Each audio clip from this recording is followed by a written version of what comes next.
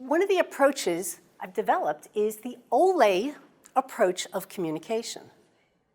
You need to observe, you need to listen, and only then can you engage. Think about coaching. Are you observing the players? Are you looking at their body language? Are you looking at their facial expression?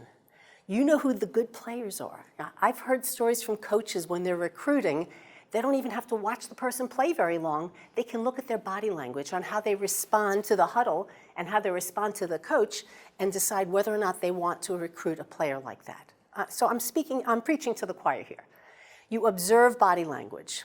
You listen to somebody's tone of voice, how they respond to you. And of course you listen to the message, the words that they're saying.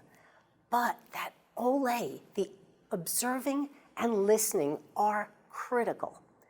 So you're watching this with your players, or you're watching this with your coworkers. But guess what? They're watching you too.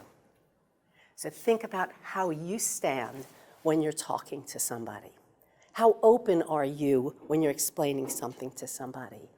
Are you making eye contact with that person? Are you having a smile or a frown?